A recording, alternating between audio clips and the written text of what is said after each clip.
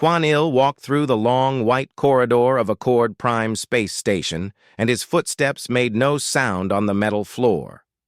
He was a tall man with a scarred face, the kind of man who had seen too much fighting and not enough peace. His dark eyes looked tired, but his back was straight. He was here to defend humanity, though most of the galaxy already thought humans were monsters. The Grand Hall was massive. It could hold 500 people, but today only 50 sat around a large circular table. These 50 represented the 12 most powerful species in the galaxy. Some looked almost human. Others were shapes and lights that Quan Il could barely understand. The luminary delegates, like He Young, glowed softly as they moved. Their bodies were made of pure light held in a shape, and they were beautiful and dangerous at the same time. He Young stood at the head of the table. She had been a peacemaker for 17 different galactic conflicts. Everyone knew her name. Everyone trusted her. Well, almost everyone. Quan Il did not trust her completely, but he kept that thought quiet. "We are here because the Ethereal Collective has given us a time limit," He Young said in a voice that sounded like singing bells. "They want to know who started this war. They want a name, a species, a clear answer. If we cannot give them an answer in 48 hours, they will pull all peacekeeping forces from this sector. That means more death. That means more suffering." The Krell delegate stood up. His name was Vox, and his green skin showed the scars of many battles. "The answer is simple," he said loudly. "The humans started this war. 3 years ago, human ships attacked our mining colonies in the Kepler system. We have the proof. We have the videos. We have the bodies of our people." Other delegates began to speak at the same time. The noise in the hall grew louder and louder. Quan Il sat quietly and listened. This was not new. This was the same story he had heard for 20 years. Humans attacked first. Humans were greedy. Humans wanted to steal resources. Humans were violent and could not be trusted. Dr. Park Min-soo sat next to Quan Il. He was older, maybe 60 years old, with white hair and sad eyes. He had been studying human history across the galaxy for 40 years. He knew more about what really happened than almost anyone alive. "They are lying," Dr. Park whispered to Quan Il. "The Krell attacked first, but the Galactic Council covered it up. I have seen the real data. The truth was hidden." Quan Il did not answer. He watched He Young, the beautiful luminary peacekeeper, as she tried to calm the noise in the hall. A Valorian delegate stood next to the Krell. The Valorians were tall and thin, with dark purple skin and 3 eyes.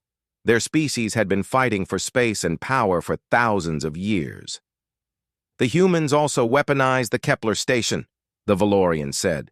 "They turned it into a military base. They were planning an invasion of our territory. This is not just about mining colonies.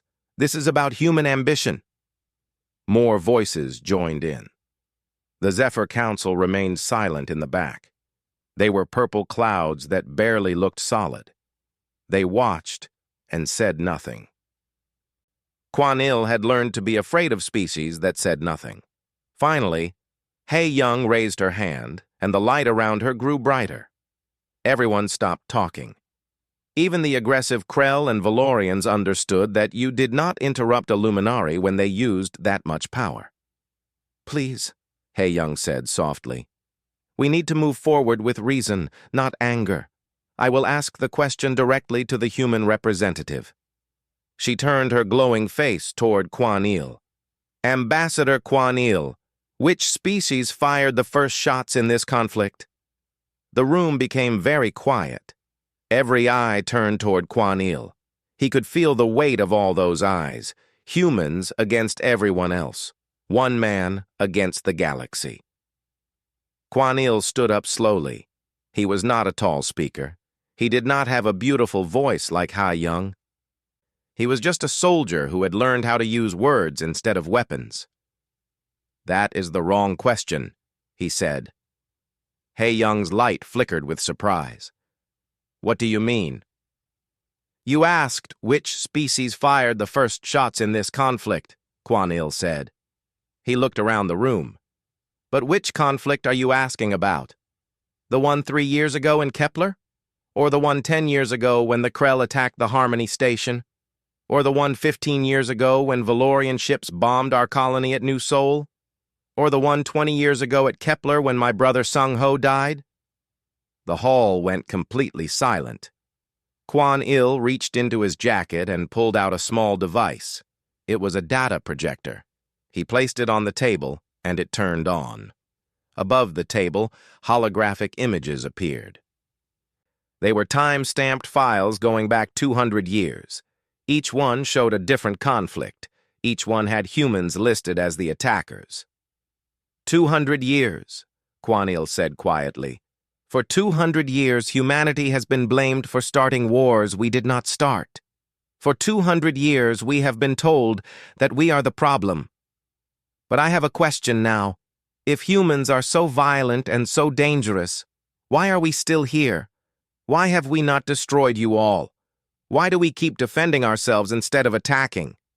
He showed more files. Data about human colonies that were attacked, villages destroyed, families killed, resource theft hidden in official records, peaceful human ships attacked by military forces. The truth is, Quan-Il continued, that you do not want to know who started the war. You want to blame someone. And humans are convenient to blame because we are young, because we are different, and because we are alone. We have no powerful allies because you made sure we stayed isolated. The Valorian delegate started to speak, but Quan-Il continued. No, let me finish. You asked me which species started the war, as if there is only one war, as if history is simple. But history is not simple. History is complicated, and truth is even more complicated.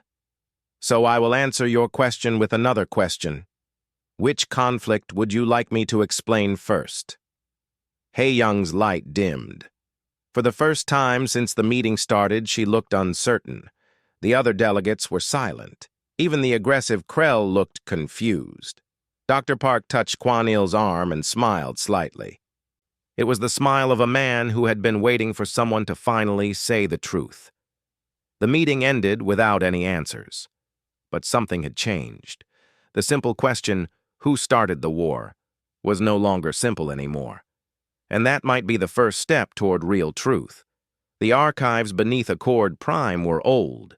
They existed before the station was built, hidden deep inside the asteroid that the station orbited. Few people were allowed to go there, and even fewer knew what was kept inside.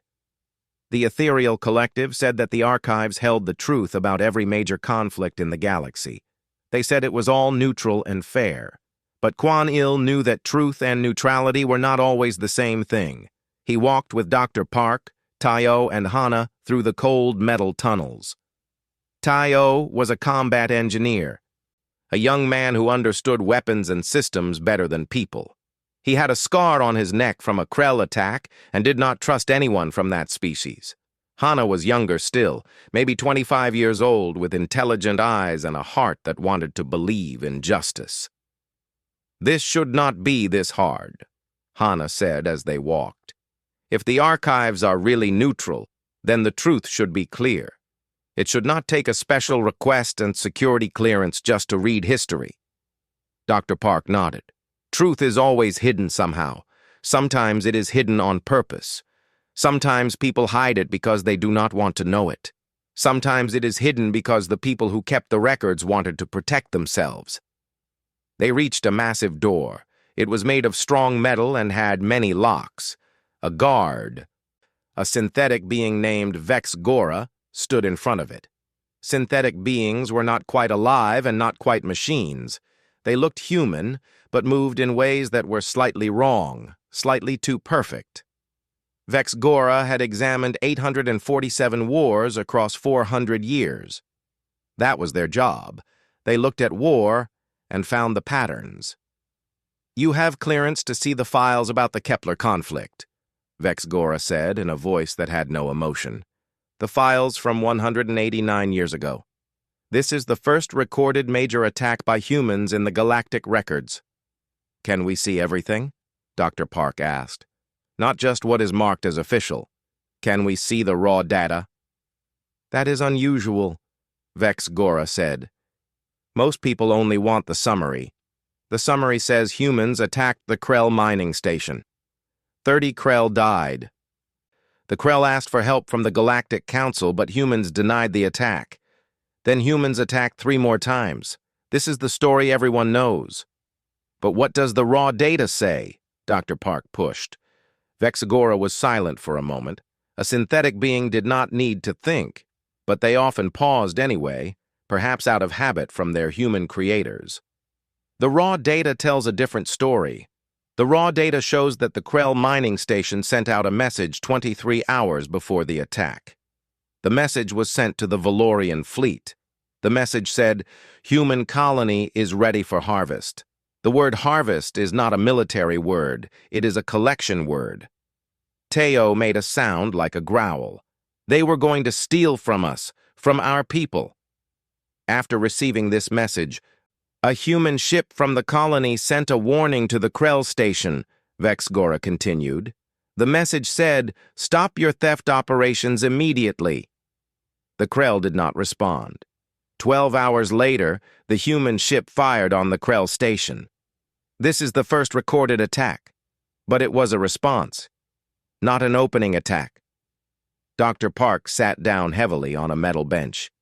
His face looked very tired. They hid this. They hid the evidence of theft. They made humans the villains. There is more, Vexgora said.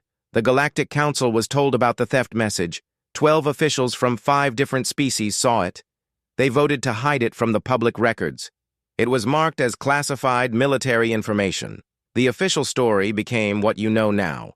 Humans attacked without reason. Humans wanted resources. Humans were dangerous. Hana felt something cold move through her chest. She had grown up on a human colony world. She had known people who died in these conflicts. She had believed they died because humans made bad choices. Now she learned that people died because someone wanted to hide the truth.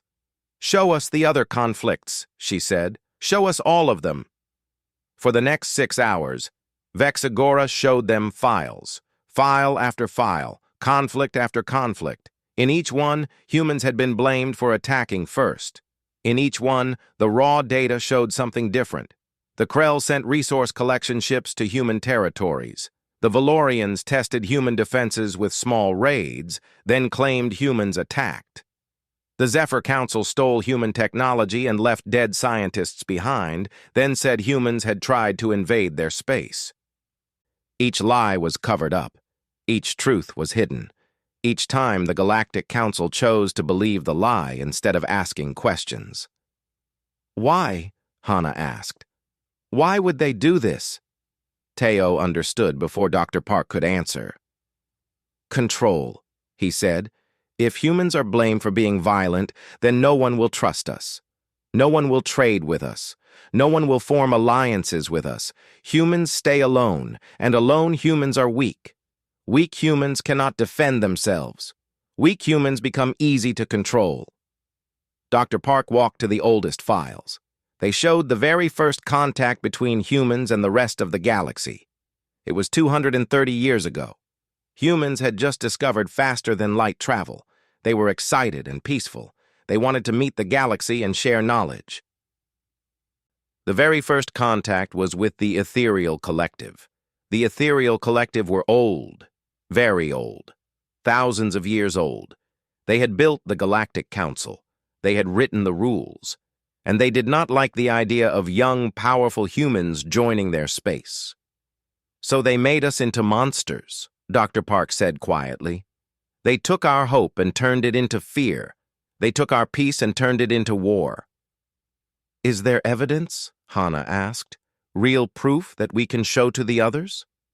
"Yes," Vexagora said. "The original files are here. The hidden messages are recorded. The votes to hide the truth are documented. All of it is here." "Then we need to bring it out," Hana said. "We need to show everyone." "Be careful," Dr. Park said. If the ethereal collective hid this for 200 years, they will not want it known now. There will be people who want to keep this secret. There will be people who will fight to keep these files hidden. Teo put his hand on his weapon. Let them fight. The truth matters more than their comfort. But Dr. Park shook his head. No, Teo. Truth matters, but so does strategy. We need to be smart. We need to find allies. We need to make sure this truth cannot be hidden again. Vexagora looked at all of them. I have something else to show you. Something that I kept separate. Something that should have been destroyed long ago. Follow me. They went deeper into the archives. The tunnels became older. The walls showed damage from something very old, something very violent. Finally, they reached a chamber that was locked with more security than anything they had seen before. Inside was a single file, a single video. It was labeled with a name and a date, Sung-Ho, 20 years ago, Quan-Il's brother, the brother everyone said was dead. The video was small and old, but Vexagora played it on a screen that filled the entire wall. The image was fuzzy at first, then it became clear. A man sat in a metal chair. He was young, maybe 25 years old. His name was in the file, Sung-Ho Park, human, missing in action 20 years ago. But there was more information in the file. Sung-Ho Park, captured by Ethereal Collective. Sung-Ho Park, subject for genetic experimentation. Sung-Ho Park, alive. Dr. Park made a sound like his heart was breaking. He stood up slowly, his hands shaking. He is my grandson, he said. His voice was very quiet. My family was told he died in the Kepler incident. They told us his ship was destroyed. They showed us nothing. They gave us no body, no proof, only grief. In the video, Sung-Ho looked scared. He was thin, and his skin showed marks of injury and chemical treatment. Scientists in white suits moved around him, taking samples, measuring things. They spoke in a language that was not human, but the file had a translation. The human genetic structure is more stable than expected, a voice said. It was the Ethereal Collective. We can use this to improve our own species. We can use the human ability to adapt to create new soldiers for our purposes. How many more do we need? Another voice asked. At least 50 more samples. We need genetic diversity to prevent rejection. The human colonies have good population numbers. We should continue collection operations. The video ended. Dr. Park sat back down heavily. His face was very pale. His hands still shook. They were not just blaming humans for wars, Hannah said. She sounded shocked. They were experimenting on humans. They were using humans as materials. This is one file, Vexagora said. I have found evidence of 43 other humans taken for similar purposes. Some were successful experiments, some were not. The Ethereal Collective used humans to create improved versions of their own species. They also sold human genetic material to other species who wanted human strength and adaptability. Teo was very angry now. His hand was on his weapon, and his eyes were hard. So they were collecting humans like animals. They were killing us for parts, and they covered it up by making the galaxy blame us for starting wars we did not start. That is the simple version, Vexagora said. The complex version is that the Ethereal Collective created a system. They needed humans to be blamed for aggression. This made the Galactic Council afraid of humans. This made younger species want to help defend against the human threat. This made it easier to take human colonies and take human people without attracting attention. Everyone was focused on the human threat. No one was looking at what was actually happening. Dr. Park stood up again. We need to find him. We need to find Sung-Ho. That is a problem, Vexagora said. The file is 20 years old. If he is still alive, the Ethereal Collective has kept him hidden very carefully. I have checked all the records I can access. There is no official record of any human in their facilities right now. But Hannah could hear something in Vexagora's voice. But the Ethereal Collective has many secret facilities. They have hidden bases throughout their territories. They keep their most valuable experiments very secure. A human who has been modified with ethereal genetics would be very valuable. They would keep such a subject alive. Then we need to find him. Quan Il's voice came through their communication device. He had been listening in the whole time from the Grand Hall. We need to bring him back. That is not possible, Vex Gora said. You do not have clearance to enter Ethereal Collective space. They would attack before you could land. Then we need help, Dr. Park said. We need allies. We need to get this information to others and force the Ethereal Collective to allow investigation. Teo disagreed. No. If we try to do this through official channels, they will destroy all the evidence. They will clean out all the secret facilities. They will make everything disappear. We need to go get him now, before they realize we know. That would be an act of war, Hana said. No, Teo said. That would be a rescue operation. The four of them looked at each other. They all understood what was happening. They were crossing a line. From this moment on, they were not following official rules. They were going to take action that could be considered illegal. Vex Agora accessed another file. I have something that will help you. I have coordinates for 3 ethereal facilities. I also have security codes that might still be valid. They might not be, but there is a possibility they are still functional. Why would you help us? Hana asked. You work for the Ethereal Collective. I work for truth, Vex Gora said. I work to understand wars and how they happen. What I have discovered is that this conflict between humans and the rest of the galaxy was not a real conflict. It was a deliberate deception. It was a way to control people and take resources. This is not war. This is genocide hidden behind a false story. Vex Agora handed them a data chip. It was small and light, but held massive amounts of information. Inside this chip is everything, all the hidden files, all the evidence, all the coordinates. If anything happens to me, this information will spread across the entire galactic network. I have set it up so that even if I am destroyed, the truth will get out. Why tell us this? Dr. Park asked. Because, Vex Agora said, in 847 wars, I have learned that the real danger is not conflict itself. The real danger is lies. Lies hide in plain sight. Lies are easier to believe than truth. But when truth is finally revealed, it changes everything. I want to see if truth can actually change the galaxy. Over the next 3 hours they planned. They contacted Captain J.In., the human military commander who orbited the planet with warships. They told her to prepare for a rescue mission.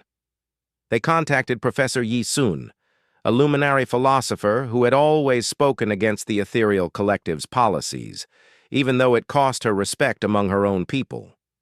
They contacted Ambassador Shikska from the Krell, who had also begun to doubt what his government had told him.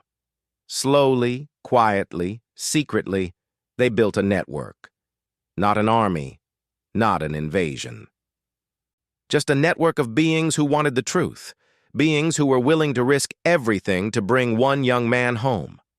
Sung Ho did not know he was coming home. He did not know that his brother was looking for him. He did not know that the galaxy was about to change. He only knew the metal walls of his cell and the pain of the experiments. He only knew that he was alive when the Ethereal Collective had told his family he was dead. But soon, that would change. The Ethereal Collective's response to the leaked information was swift and violent. Within hours of the truth spreading across the galactic networks, Hei Young and 5 other Luminari appeared at the Grand Hall with security forces. They said that Vex Agora had created false records. They said that the archives had been tampered with. They said that the humans had fabricated evidence to make themselves look innocent. But something strange happened. The other species did not believe them as easily as they had believed the lies before. The Zephyr Council, the silent purple clouds who never spoke, suddenly demanded that the Ethereal Collective open all their facilities for inspection. The Krell ambassador, Shikska, called for an emergency council vote. The Valorians, who had worked closely with the Ethereal Collective for centuries, suddenly looked uncertain. "You cannot trust a synthetic being," Hae-Young said in the Grand Hall. Her light was very bright and very angry. "They have no emotions. They have no morals. They will say anything to create chaos. You all know this." But Vexagora stepped forward calmly and said something that changed everything. "I do not have emotions, this is true, but I have data. All of my conclusions are based on information that cannot be refused. The records in the archives are signed by your own officials. The genetic codes match your own technology. The security footage was recorded by your own cameras. These are not opinions. These are facts." Professor Yi-Sun, the Luminari philosopher, stood up. She looked at Ha-Young, and there was sadness in her eyes. "I have known you for 300 years, Yi-Sun said. "We studied together. We became philosophers together. We promised to seek truth no matter what it cost us. Have you forgotten that promise?" "That promise meant nothing if we all died," Hae-Young said. "Humans were a threat to all of us. We had to control them. But they were not a threat," Yi-Sun said. "You made them into a threat by treating them as enemies. You could have chosen peace. You could have chosen to accept them as equals. But you chose fear instead. Fear is always easier than trust." The Grand Hall filled with noise again, but this time the noise was different. This time there was doubt. This time there was anger directed at the Ethereal Collective. Captain J-In's ships moved closer to Accord Prime. The Krell sent military ships. The Zephyr Council sent ships that looked like purple storms moving through space. Even the Valorians, confused and uncertain, sent a single ship to observe what would happen next. But Hae-Young was not without allies. 3 older species that had worked with the Ethereal Collective for thousands of years sent their own forces. The space around Accord Prime became very dangerous very quickly. What had started as a political crisis was becoming a military crisis. Quan-Il watched it all from the diplomatic chamber. He did not feel proud. He did not feel happy. He only felt tired and sad. He had wanted the truth to come out. He had wanted the galaxy to understand what had happened to humans. But he had not wanted this. He had not wanted war. Hana came to find him in the chamber. She had been helping coordinate with different species, trying to find common ground. She looked exhausted and shocked. "They found more facilities," she said. "The Ethereal Collective had not just been experimenting on humans. They had been experimenting on the Krell, too. They had been experimenting on smaller species, younger species. Everyone they could control. We were not special victims. We were just the newest ones." "So this is not just about humans," Quan-Il said. "No," Hana said. "This is about something much bigger.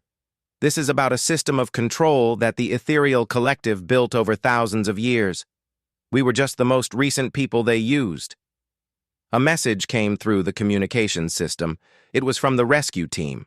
They had found one of the secret facilities. They had gotten inside. And they had found him. Sung-Ho was alive.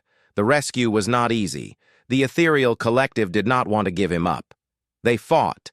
Several humans and Krell soldiers died getting him out. But they got him. They brought him to a medical ship where doctors from 5 different species worked to help him.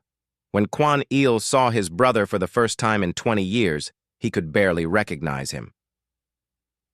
Sung-Ho was thin and scarred. His skin showed the marks of 1,000 needles and cuts. His eyes were empty, like something inside him had been removed, but he was alive.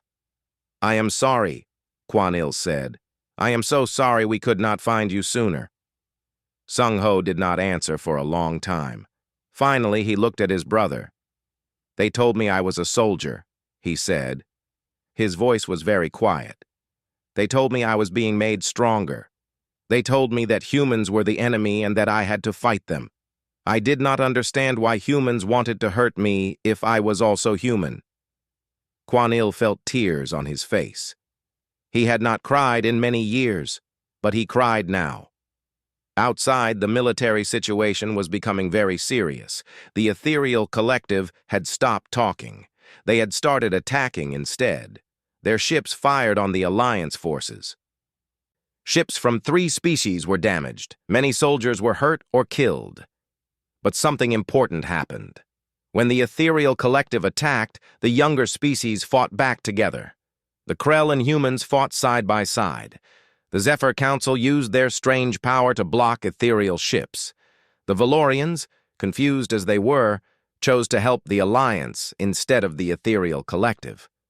For the first time in history, many different species fought together against a common enemy. Not because they all loved each other, not because they had always been friends, but because they realized they had all been lied to. They had all been controlled. They had all been victims of the same system. Hei Young and the ethereal collective realized that they could not win this fight. They had been powerful when everyone was divided and afraid, but now, united, the younger species were stronger. They asked for peace. The negotiations were short. The ethereal collective agreed to stop all military operations. They agreed to open all their facilities for inspection. They agreed to answer questions about every experiment, every cover-up, every lie. And they agreed to face trial for what they had done. Quan Il stood with his brother, watching as ethereal ships pulled back from the station. Sung Ho was still very weak, still very damaged by what had happened to him. But he was alive, and that was what mattered. "What happens now?" Sung Ho asked. "Now," Quan Il said, "we figure out how to build something better. We figure out how to make a galaxy where this cannot happen again." But even as he said it, Quan Il knew that would be the hardest part of all. The truth was out. The lies were revealed. But healing from 200 years of deception was going to take much longer than anyone wanted. The trial was held in a special court created by representatives from 37 different species. It was the largest trial in galactic history. The ethereal collective faced charges of conspiracy, of genocide, of manipulation, and of crimes against many species. Hei Young stood before the court. She no longer glowed as brightly as before. Her light had become dim and gray. She looked old, older than Quan Il had ever seen her look. "We believed we were protecting the galaxy," she said. "We believed that young species were dangerous. We believed that control was necessary for peace." Elder Kai sat at the head of the court. Elder Kai was very old, older than any species currently alive. They had been judges and leaders for thousands of years. They listened without emotion to all the evidence. Dr. Park testified about the hidden records. Vex Gora presented data showing exactly how the lies had been created and spread. Hana showed how innocent colonies had been attacked and their people stolen. Captain J-In described how human soldiers had died fighting against an enemy that did not really exist. And then Sung Ho testified. He walked into the court slowly. He was still weak from his captivity. His body moved carefully, like even walking was painful. But his eyes were clearer now. The doctors had helped him. Medicine and time had started to heal him. "They took me," Sung Ho said. "I was a young man who wanted to help build a peaceful colony. I was not a soldier. I was not dangerous. But they took me and told me I was a human resource to be used. They cut me many times. They put chemicals into my body. They changed my DNA and told me this was for the good of their species. I was just one person. But they did this to many people from many species." When Sung Ho finished speaking, there was silence in the courtroom. Even the oldest members of the court looked affected by his words. The trial lasted for 3 months. In the end, the ethereal collective was found guilty of all charges. They were ordered to pay reparations to every species that had been victimized. They were ordered to share all their technology and knowledge. They lost their position of authority in the Galactic Council. But the question of what to do with them was complicated. Quan Il was asked to be part of the council that would decide their punishment. At first, he said no. He said that it was not his place. He said that he was too angry to be fair, but Dr. Park convinced him. A man who has been hurt has the right to help decide justice, Dr. Park said, but only if he is willing to let go of revenge and choose something better. The council met in a private chamber. There were humans, Krell, Valorians, and representatives from many other species. They discussed what should happen. Captain J.N. wanted to destroy the Ethereal Collective's military capability completely. She wanted them to have no weapons and no ability to ever hurt anyone again. They will never be safe to allow to keep power, she said. Lieutenant Huanu, a young human soldier, wanted something harsher. They killed our people. They experimented on us. Why should they get to live at all? Why should they not face the same punishment? But Sang Ho stood up. He spoke quietly, but everyone listened. If we destroy them, we become like them, he said. If we hurt them the way they hurt us, then we are continuing the cycle of violence. They did terrible things, but we will not heal by repeating those terrible things. They deserve death, Lieutenant Huanu said angrily. They deserve to suffer. Maybe they do deserve that, Sung Ho said. But we will not give it to them. We will choose something different. Mother Process Synthesis, who represented the synthetic beings, suggested a different path. Punishment should focus on preventing future harm and creating accountability, she said. We should dismantle their authority. We should force them to give up their power. We should monitor them constantly. But we should not destroy them. Destruction is the easy choice. Building something new is harder, but it is the right choice. After days of discussion, they reached a decision. The Ethereal Collective would be stripped of their position in the Galactic Council. They would be monitored by representatives from many different species. Their technology would be shared with other species so that no single power could dominate. They would be required to pay reparations not just in resources, but in knowledge and service. And they would have to face the constant awareness of what they had done. Hei Young heard the decision and nodded. She did not look happy, but she looked like she accepted it. I have one question, Elder Kai said before the judgment was finalized. What about humans? The Ethereal Collective lost their authority because they abused it. Humans could take that authority now. What will humans do with it? Everyone looked at Quan Il. He was suddenly the center of attention. Quan Il thought about his brother. He thought about all the humans who had suffered. He thought about the soldiers who had died. But he also thought about something else. He thought about what kind of galaxy he wanted to build. Humans will not take the authority for ourselves, he said finally. We will not replace one system of control with another. Instead, we will help create a system where no single species can have too much power. We will work with other species as partners, not rulers. We will help make sure that what happened to humans never happens to anyone else. The hall was very quiet when he finished. Elder Kai nodded slowly. Then perhaps humanity will teach the galaxy something it has forgotten. Perhaps you will teach us that power without responsibility is not real power at all. 1 year passed. The galactic system began to change. The records that had been hidden were now open to everyone. Species that had been blamed for causing wars discovered that they were victims too. They began to understand each other in ways that had been impossible before. Sung Ho slowly recovered. His body healed, though the scars remained. His mind healed too, though the memories remained.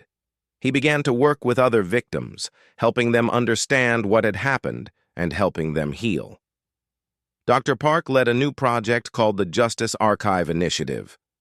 This was an organization made up of members from many species who worked to make sure that history could never again be rewritten or hidden. They recorded everything, checked everything, and made sure that truth stayed available to all people. Captain J.N. commanded a new peacekeeping fleet, but this fleet was different from the old ones. It protected all species equally. It was commanded by representatives from 5 different species, not just one. It existed to prevent conflict, not to control species. And Quan Il, the human ambassador who had changed the galaxy, sat in the new Galactic Council chamber. Around him sat beings of many different types and colors. They no longer looked at him with fear. They looked at him with respect. But respect was not what he wanted most. What he wanted most was trust. And trust, he knew, would take much longer to build.